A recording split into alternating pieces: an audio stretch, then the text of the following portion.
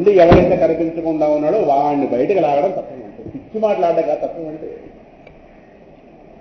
తోలేరు మాట మాట్లాడడం తత్వం అంటే. తత్వం అంటే తత్వం. తత్వం అంటే మూలము నత్వం, సారము. వాడి తత్వం ఏదో నాకు అర్థం అవ్వట్లేదు. తత్వం అంటే అడుగును ఉంటుంది, బయటకు ఎక్కడే తత్వం కాదు. ఏమిటో వాడి మానసిక తత్వం ఏంటో నాకు ఇప్పుడు అర్థం చేసుకోలేదు. అంటే మనసులో అడుగును ఉంటుంది వాడికి ఆలోచన. ఆ విధంగా జగత్తు సత్యం కాదు, జగత్తు కారణమైన తత్వం ఏదో. ఇది జగత్తు ఎక్కడి నుంచి పుట్టుకలేదో, జగత్ అనేది ఎక్కడి నుంచి పుట్టుకొచ్చిందో దానికి ఆ మూల విత్తనం ఉందే. యచ్చాపి సర్వభూతానాం సరేధ్యేమో బీజం తదహమర్జున నదస్తి వినా యత్యాత్ మయా భూతం చరాచరం. అవకాశం నేను తీసుకుంటాను, మీరు చెప్పడం 10వ అధ్యాయం వద్దు. నా అవకాశం నేను తీసుకుంటాను. అవకాశం నేను 10 గంటలకు విభూదేవం అని చెప్పాను సంతో. ఇప్పుడు అదే జ్ఞాపకం. 10వ అధ్యాయంలో ఆఖరి నుంచి 4వ శ్లోకం అంటే 39 ఎంత అవుతుంది? 42 శ్లోకాలు 10వ అధ్యాయం. విశాలుగా చూస్తున్నారు, మార్పులు వేస్తాను, సంతోషం. యచ్చాపి సర్వభూతానాం బీజం తదహమర్జున న తదస్తి వినా యత్యాత్ మయా భూతం చరాచరం. ఈ సమస్త జగత్తుకి నేనే విత్తనం అన్నాడు పరమాత్మ. బీజం తదహమర్జున.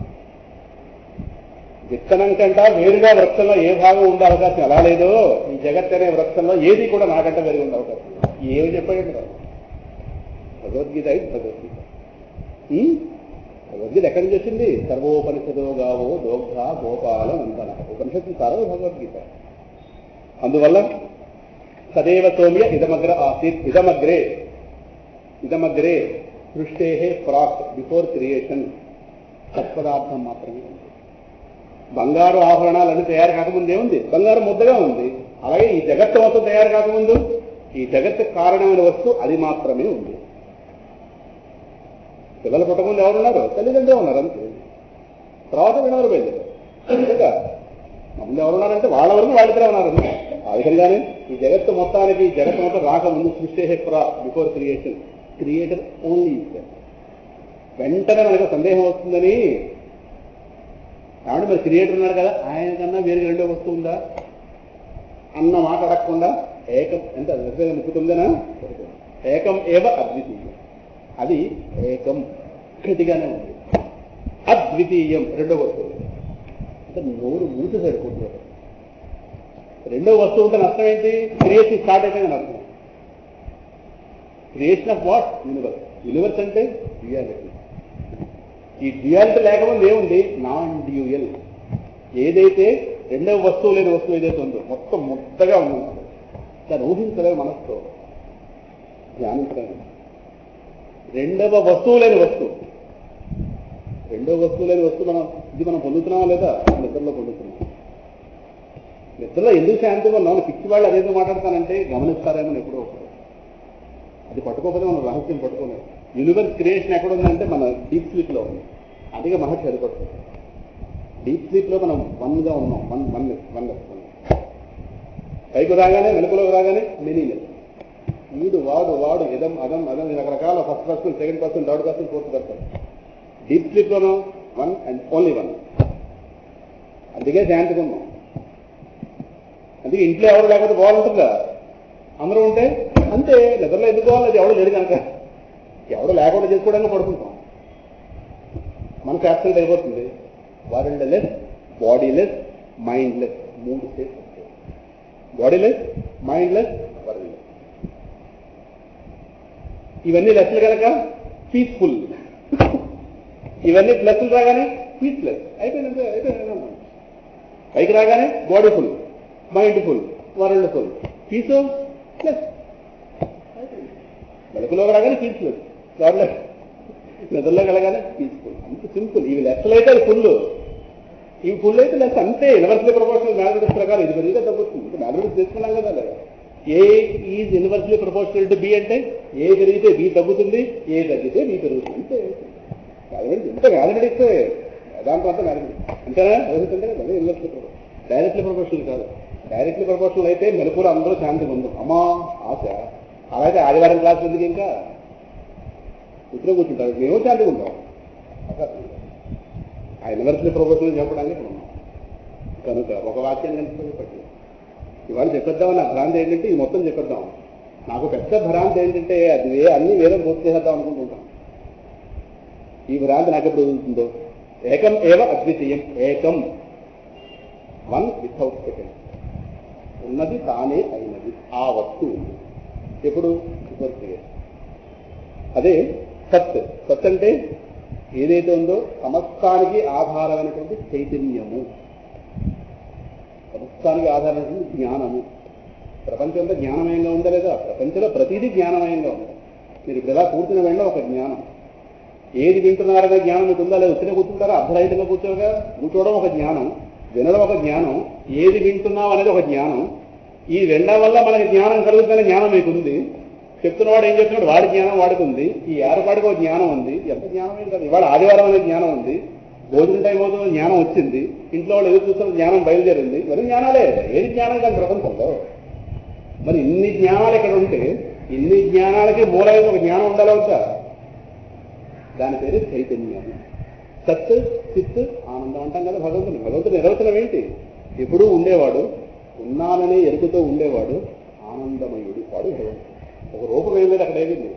భగవంతుడు energy, infinite energy, infinite bliss, infinite existence. ఇది భగవంతుడు. అనంతమైన ఉనికి, అనంతమైన జ్ఞానం, అనంతమైన ఆనందం. ఈ మళ్ళీ మూడు కాదు, ఇదే అది, అదే అది, అదే అర్థమైందా? వాడే భగవంతుడు. ఆ వస్తువు ఉంది క్రియేషన్, అక్కడి నుంచి వరుణుడు బయట. సరేనా? అదొకటేనైనా రెండో వస్తువు లేదు. అప్పుడు ఆ దశలో చాలా సందర్భాల్లో చెప్పానుగా, ఒకటి ఉన్నది కాస్త నేను అనేకముగా అవుదునుగాక అని సంకల్పం చేయాలి. అప్పటిదాకా నిశ్శబ్దం, అప్పుడు శబ్దం బయట. ఆ ఒక్కటిగా ఉన్న తత్వంలో నేను అనేకం అవుదునుగాక. వరుణుడి యొక్క సీక్రెట్ ఇక్కడ ఉంది. తదైక్షర బహుత్యాం ప్రజాయేయ సహ అకామయత బహుత్యాం ప్రజాయేయ. ఒక్క తనలో సంకల్పం బయలుదేరింది. ఏమని? నేనే అనేకం అవుతుంది కాదు. మన సంకల్పాలు వృధా అవుతాయేమో, పరమాత్మ సంకల్పం వృధా అవుతాయి. ఎందుకంటే మన సంకల్పం కార్యరూపం దాల్చకుండా బోల్డ్ ఉన్నాయి మనకి అవరోధాలు కదా. ఇప్పుడు మీ అందరికీ 50 కిలోలు బంగారం కావాలొద్దా? కావాలి. ఇంట్లో అడగండి, కొడతారు కాబట్టి అడగరు, కానీ కావాలొద్దా? జోయాలు కాస్త మొన్న ఓపెన్ చేశాడు, మళ్ళీ రీమోడల్ చేసి ఏం వెళ్ళాలి లేదా? లేదు. అడిగే బాగుంటుందా? నేను ఊరుకున్నా, నేను వెళ్ళి వేయించుకున్నాను. ఇటున్నాను కడియాలు మురుగులు ఎవరు అక్కడ లేక ఊరుకున్నాను. ఇంట్లో ఆయన శక్తి లేదని ఊరుకున్నాం, అక్కడ లేక ఊరుకోలేదు అనుకుంటున్నాను. మీరుగా నా పరిస్థితి మిమ్మల్ని ఎందుకంటాను? అక్కడ లేక ఊరుకున్నాను, మర్యాదలు నిలబడాలి, శక్తి లేదు అక్కడ, ఎప్పటి దగ్గర వెళ్ళి కాలక్షేపం చేద్దాం, మెల్లగా వేసుకున్న వాళ్ళు ఆనందంగా ఉన్నారు అని రకరకాల మాటలు చెప్పి ఊరుకుంటున్నాం. కానీ శక్తి లేక ఊరుకోవాలి కదా. అంటే మన సంకల్పానికి అక్కడ విరోధం ఉంది. సంకల్పం అయితే ఫుల్గా ఉంది, విరోధాలు కూడా ఫుల్గా ఉంది. అందువల్ల కానీ అక్కడ పరమాత్మ సంకల్పానికి విరోధాలు లేవు. ఆయన కూడా అడ్డు పెడతాడు. ఇక్కడ మన ద్వైతం ఉంది, మనకంటే వేరుగా ఉన్నప్పుడు ఆధారపడ్డా బంగారం కొనుక్కోవడానికి, ఇంకోటి కొనుక్కోవడానికి. అక్కడ ఆయన గారు అడ్డు పెట్టడానికి రెండో వస్తువు లేదుగా, అందుకు చెప్పడం.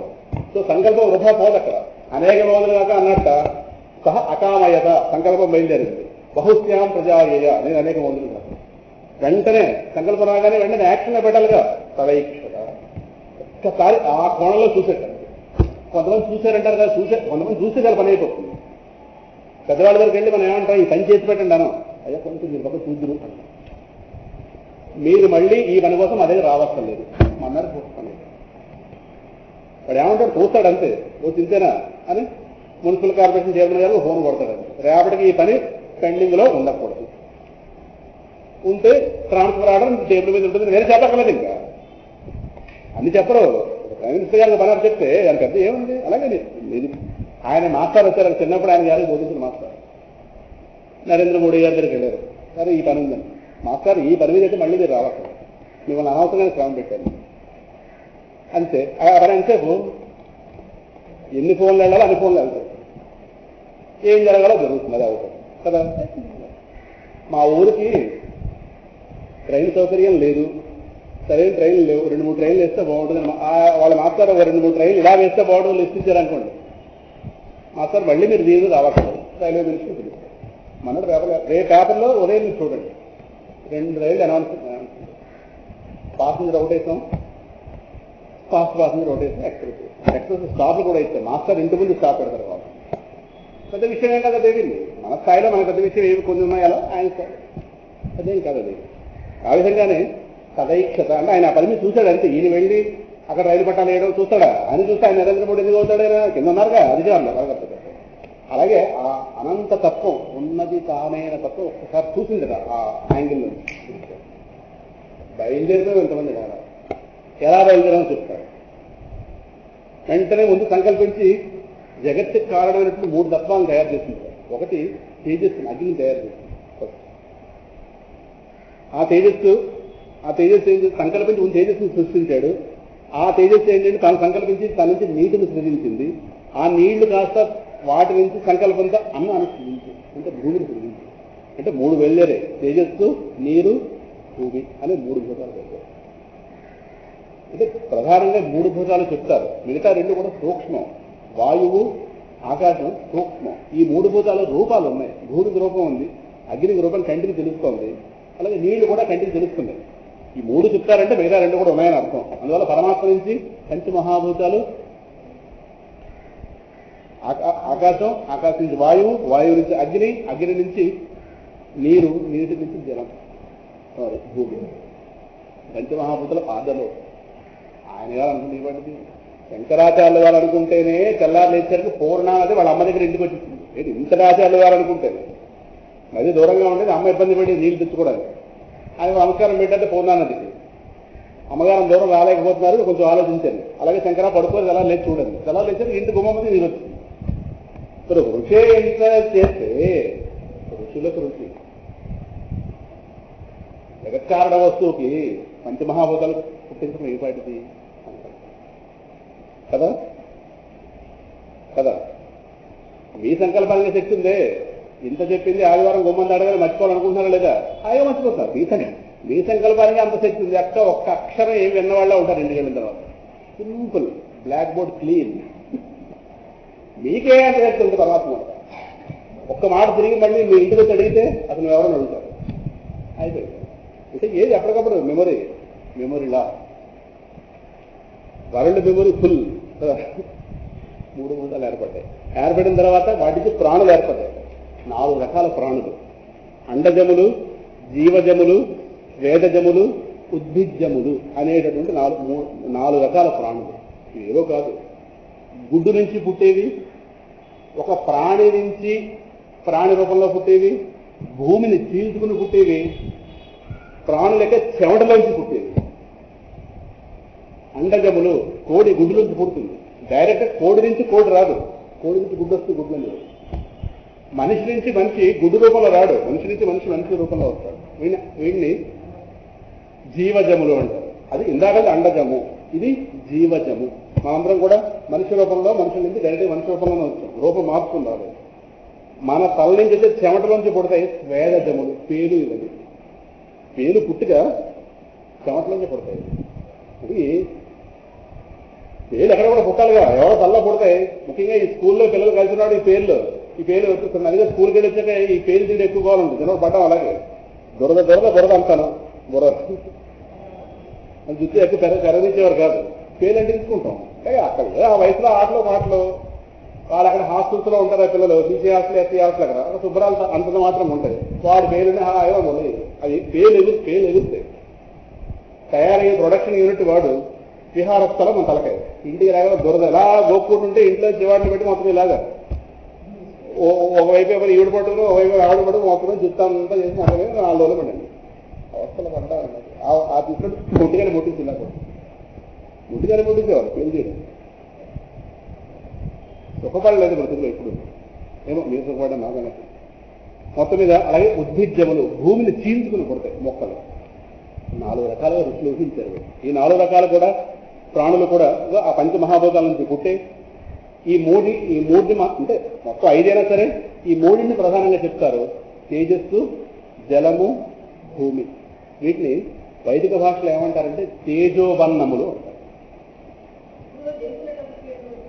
నుంచి 5 యొక్క చెప్తారు. ఈ 5 యొక్క కాంబినేషన్ వల్ల, పంచమహాభూతాల యొక్క కాంబినేషన్ వల్ల ఇంకా వాటిలో ప్రాణం వెళ్ళలేదు. ఇంకా జీవుడు వెళ్ళలేదు, ముందు మ్యాటర్ తయారవుతుంది. మ్యాటర్లోకి జీవుడు ఎలా ప్రవేశించాడు తర్వాత చెప్తారు. ముందు మ్యాటర్ తయారవుతుంది. పంచమహాభూతాల యొక్క దీన్ని పంచీకరణము అంటారు. ఇది మీకు ఆత్మబోధ చెప్పినప్పుడు చెప్తాను. పంచీకరణం 5 మహాభూతాలు కూడా. ఇప్పుడు వంకాయ ఎక్కడ, ఏదో బెండకాయ ఎక్కడ కూర తయారవ్వదు, రెండు కలపాలి కదా. పంచమహాభూతాలను సృజించిన పరమాత్మ వాటి ఒక రకమైన పద్ధతిలో కలిపాడు కాంబినేషన్. ఆ కాంబినేషన్ వల్ల రూపాలు. అందుకే మన రూపాలన్నీ కూడా పాంచభౌతికము. మన దేహంలో పంచమహాభూతాలకు వాటా ఉంది. ఆ వాటాలు ఎలా వచ్చాయో ఆత్మబోధ చెప్పినట్టు చెప్తుంది. పంచీకరణ ప్రక్రియ అంటారు. ప్రస్తుతానికి అర్థం చేసుకోండి. అందువల్ల ఈ 5 మహాభూతాలకు కాంబినేషన్ వల్ల ఈ దేహాలు తయారైంది.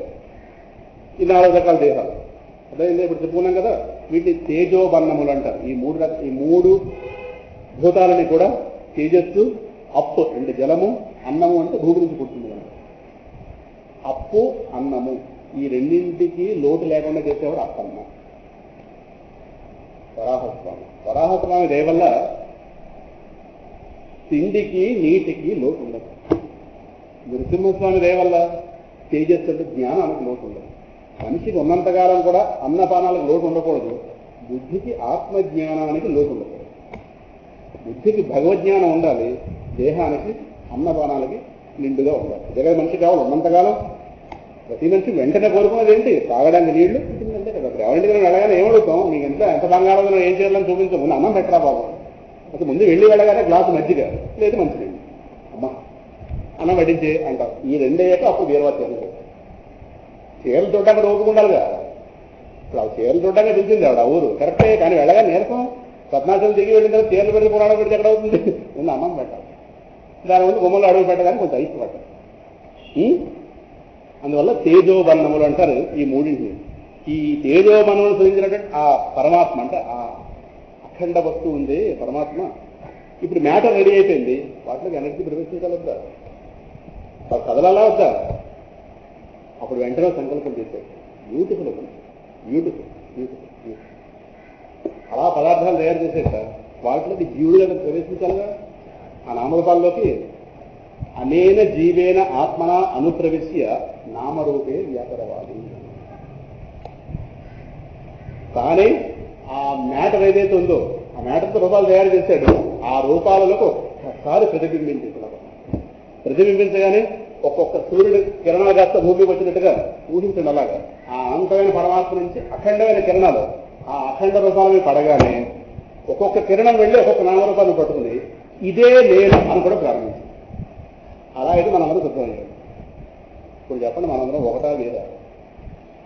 దేహాలుగా వేరు, ఆత్మగా.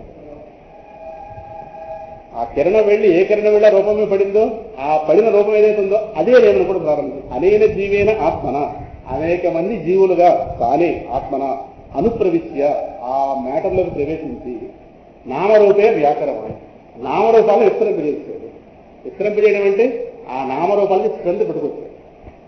అంతవరకు నామరూపాలు చలనం లేదు అక్కడ. ఇప్పుడు మృతకళేదన ఉందనుకోండి, ఏం తేడా అక్కడ? దానికి మనకి చుట్టూ ఏడుస్తున్న వాళ్ళకి అక్కడ దానికి ఏం తేడా?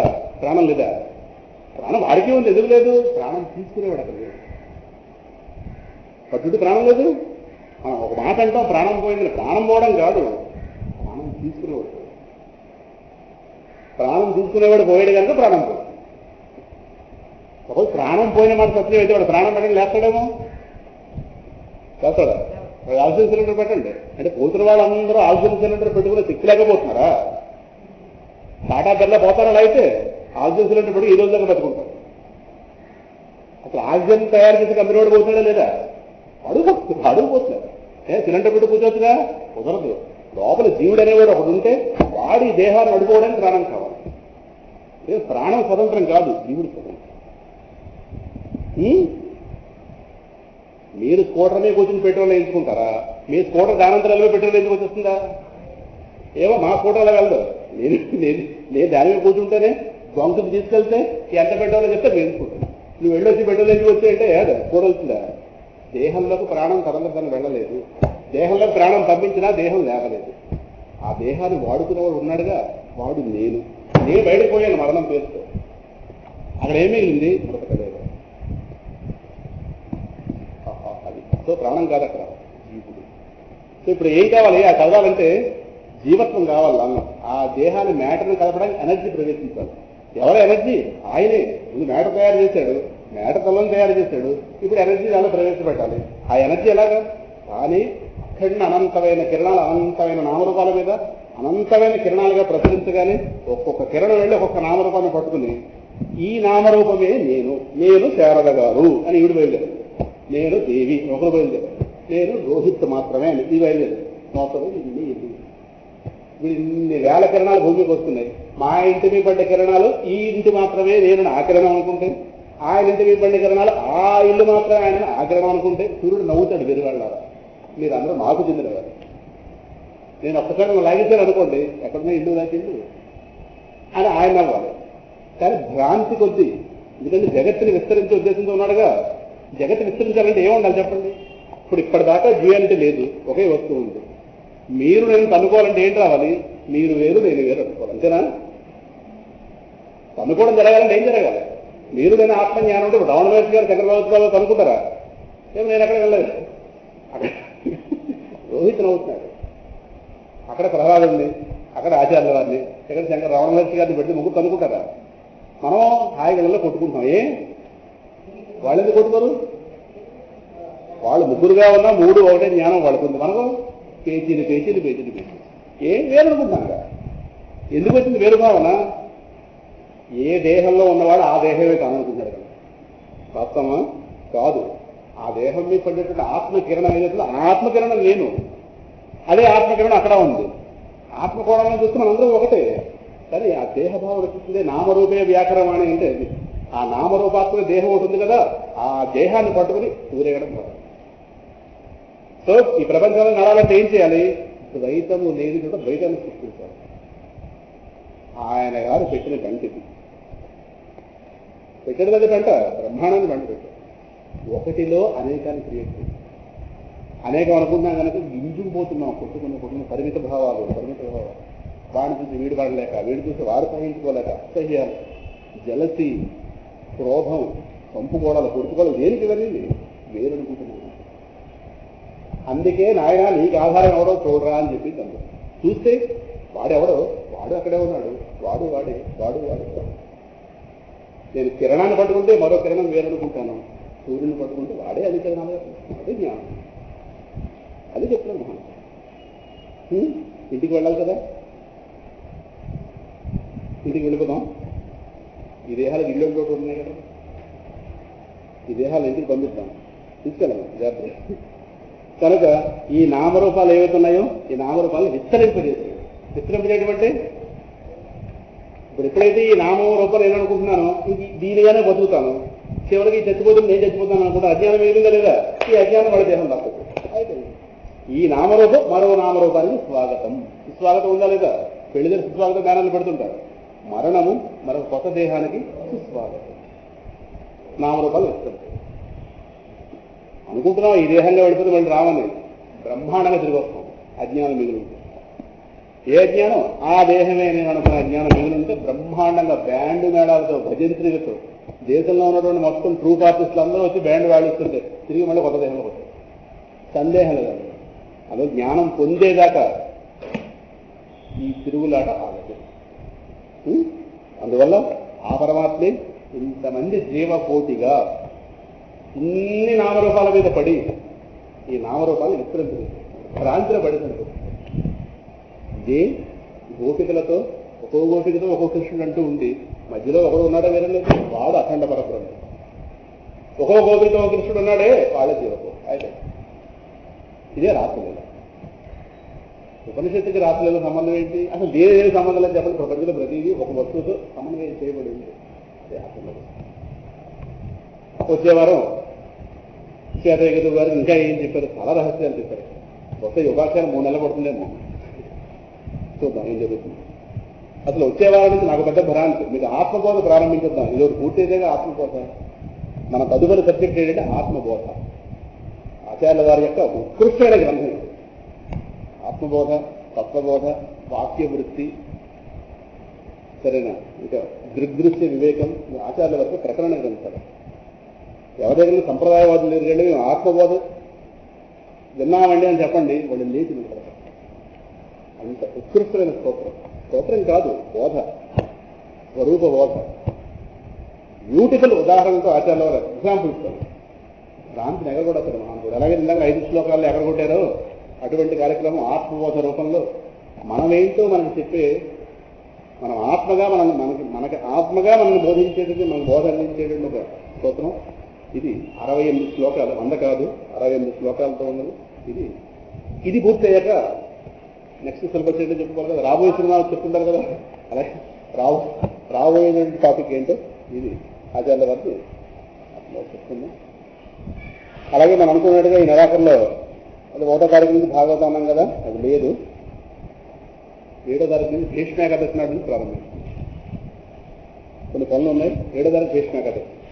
భీష్మేకాదశిని ప్రారంభించి 9 రోజుల పాటు భాగవతం ప్రథమ స్థలం ఉంటుంది.